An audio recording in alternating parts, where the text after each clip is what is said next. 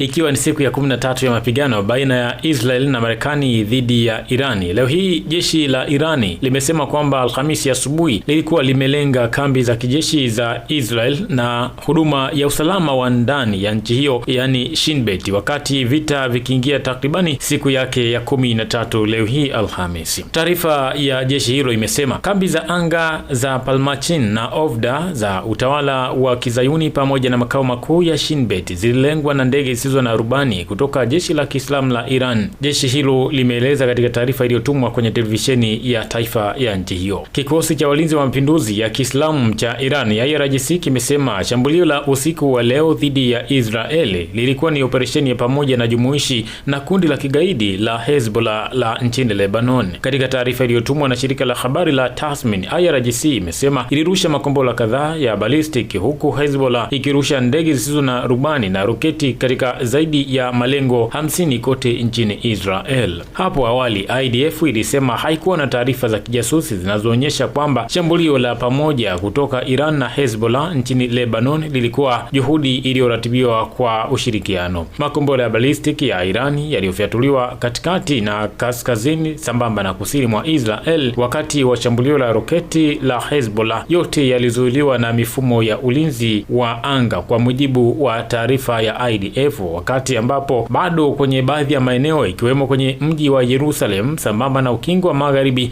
na mji mkuu Tel Aviv na katika jiji la Haifa bado yameripotiwa mashambulizi makubwa zaidi kwenye maeneo hayo kutoka nchini Irani, wakati ambapo kuna taarifa za majeruhi kadhaa, huku ikiripotiwa kwamba huenda watu 4 wamefariki dunia kwenye maeneo tofauti tofauti baada ya mashambulizi hayo makali zaidi, ambapo kwenye makao makuu ya shirika la ndani la ujasusi Shin Bet bado kulikuwa kuna athari ya uharibifu mkubwa zaidi wa majengo kama unavyoweza kuona kwenye hiyo picha hapo. Hilo ni jengo la Hezbollah, ilirusha zaidi ya roketi pia 150 na takribani ndege zisizo na rubani 20 kuelekea kaskazini mwa Israeli katika saa za hivi karibuni, wakati ambapo maroketi kadhaa ya masafa marefu yaliyorushwa kutoka Lebanon yalishambulia maeneo ya wazi, na kwa sababu yalikuwa yanaelekea kwenye ardhi ya wazi hakuna ving'ora ambavyo vilikuwa vimewashwa. Hata hivyo, wakazi katikati mwa Israeli waliripoti sauti za milipuko wakati wa shambulio hilo. Ving'ora baadaye vililia tena katikati mwa Israel kufuatia milipuko mingine ya roketi ya masafa marefu kutoka nchini Lebanon na Israel. Wakati hayo wakiwa naendelea, Hezbollah imesisitiza kwamba wakazi wa kusini na kaskazini mwa Israel wanapaswa kuondoka kwenye maeneo hayo, wakati ambapo operesheni kamili ya kijeshi kutoka kwenye kundi hilo ikiwa inaendelea kufanyika. Kwingineko ni katika eneo la Ghuba ambapo tukio la ndege zisizo na rubani liliripotiwa Dubai baada ya milipuko mikubwa zaidi kusikika. Mamlaka mjini Dubai yaliripoti tukio dogo la ndege zisizo na rubani siku ya leo Alhamisi baada ya mwandishi wa habari wa AFP kusikia milipuko katikati mwa jiji la Dubai, huku Iran ikiendelea na kampeni yake dhidi ya nchi za Ghuba kujibu mashambulizi ya Marekani na Israel kama sehemu yake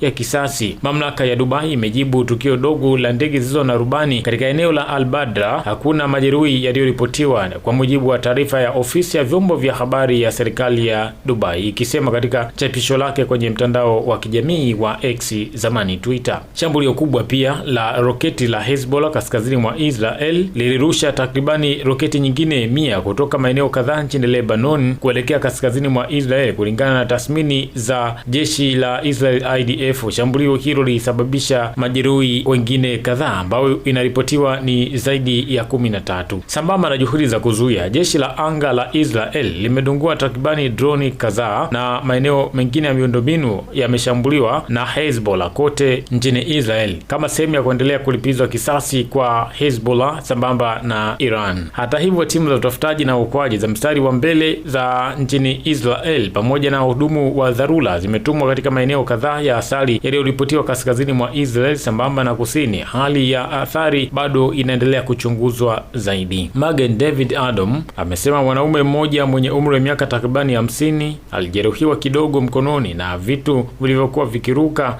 wakati wa shambulio hilo, lakini hata hivyo wamesisitiza kwamba hakuna majeraha mengine zaidi yaliyoripotiwa. Kwenye mlango bahari wa Hormuz nako meli mbili za mafuta zilichomwa moto karibu na bandari ya kusini mwa Iraq ya Basra na kulazimisha shughuli kusimama katika vituo vya mafuta vya nchi hiyo. Wafanyakazi wengi waliokolewa, lakini mmoja alifariki. Nako Bahrain Bahrain kuna moto mkubwa mwingine baada ya Iran kulenga mafuta na meli za mafuta karibu na uwanja wa ndege wa kimataifa, ambapo moshi ni mzito kiasi kwamba mamlaka ilishawishi watu kufunga madirisha yao kwa ajili ya faida ya kuwa na hewa safi. Nako nchini Oman, kikosi cha zimamoto bado kilikuwa kinafanya kazi ya kudhibiti moto mkubwa kwenye maeneo ya kuhifadhia mafuta kutokana na shambulio la jana kwenye bandari ya Salalah, na vile Oman sasa imeagiza uhamishaji wa meli katika kituo chake cha usafirishaji mafuta kama hatua ya tahadhari dhidi ya mashambulizi ya adui ambaye ni Irani. Ni wazi kwamba Irani bado inakusudia kuleta msukosuko wa kiuchumi wa muda mrefu. Kikosi chake cha Revolutionary Guard Corps pia kimeonya kwamba taasisi za kifedha za magharibi sasa ni shabaha halali baada ya shambulio dhidi ya benki ya Iran. Benki za kimataifa pia zimekuwa zikifunga ofisi zao kwenye eneo la Ghuba. HSBC ya Qatar City na Standard Chartered huko Dubai zikiwataka wafanyakazi wakae nyumbani kwa ajili ya usalama wao. Majira ya mapema pia leo rilipotiwa kwamba meli mbili za mafuta zilikuwa zimeshambuliwa na kombora lisilojulikana maili 5 za baharini kutoka pwani ya Iraki kaskazini mwa eneo hilo la Ghuba. Meli zote mbili ziliripoti moto ndani ya meli hizo baada ya kushambuliwa, UKMTO imesema, na kuongeza kwamba wafanyakazi wote wamehamishwa. Shirika la habari la Iraki pia limeripoti wafanyakazi 68 waliokolewa na mtu mmoja alifariki, kwa mujibu wa afisa mmoja wa Iraq. Mkurugenzi mkuu wa kampuni pia ya jumla ya bandari za Iraki CGPI amesema shughuli katika vituo vya mafuta zimesitishwa, lakini bandari za kibiashara zinaendelea kufanya kazi, kwa mujibu wa ripoti hiyo. Nao mtandao wa Al Mayadeen mapema alfajiri ya leo Alhamisi ulinukuu afisa mwandamizi wa usalama wa Irani uliripoti kwamba hakuna meli yoyote iliyopita eneo hilo la mlango bahari wa Hormuz ikiwa chini ya ulinzi wa Marekani.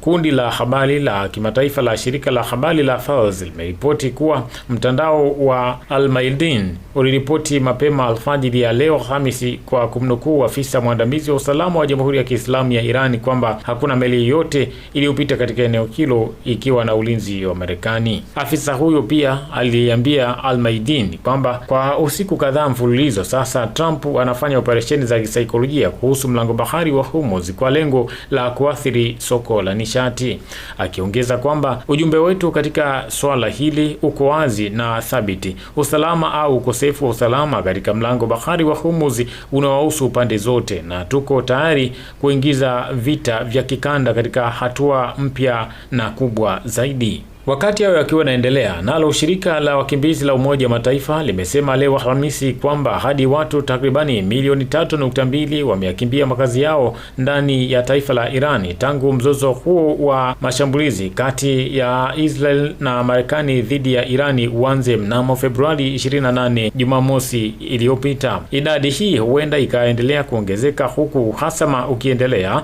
na kuashiria ongezeko la wasiwasi la mahitaji ya kibinadamu. UNHCR imesema katika taarifa yake ikinukuu tathmini ya awali kulingana na idadi ya kaya zilizokimbia makazi yao. Nayo Israel baada ya kushambuliwa kwa kiwango kikubwa na kundi la Hezbollah imesema leo inapanga kupanua shughuli zake za kijeshi nchini Lebanon. Waziri wa ulinzi wa Israel Katz amesema jeshi la Israel limeagizwa kujiandaa kupanua operesheni yake nchini Lebanon. Israel ilianzisha shambulio dhidi ya Hezbollah iliyoungwa mkono na Iran baada ya kufyatua risasi Machi 2 kulipiza kisasi cha mauaji ya kiongozi mkuu wa Irani mwanzoni mwa vita kati ya Marekani na Israel dhidi ya Irani. Mashambulizi ya Israel mpaka sasa yameua zaidi ya watu 600 nchini Lebanon na kuwaondoa wengine takribani 800, mamlaka ya Lebanon imesema. Jana Jumatano usiku pia Hezbollah ilisema ilirusha makombora kadhaa kaskazini mwa Israel kama sehemu ya mfululizo wa operesheni zake, ikionyesha kwamba kunaweza kuwa na mengine makubwa zaidi. Lakini hata hivyo, waziri wa ulinzi wa Israel Katz alimwonya rais wa Lebanon Joseph Aoun kwamba ikiwa serikali ya Lebanon haingeweza kuzuia Hezbollah kushambulia Israel, ni wazi kwamba Israel itafanya hivyo yenyewe, kulingana na taarifa iliyotolewa na ofisi ya waziri huyo wa ulinzi. Wakati hiyo kinaendelea, naye rais wa Marekani Donald Trump akiwa anatoa hotuba baada ya kuondoka jana kwenye ofisi yake ya White House amesema mpaka hivi sasa Marekani imeshinda vita. Hii hapa hotuba yake. Hii ni Msasa Media, Msasa kisasa zaidi.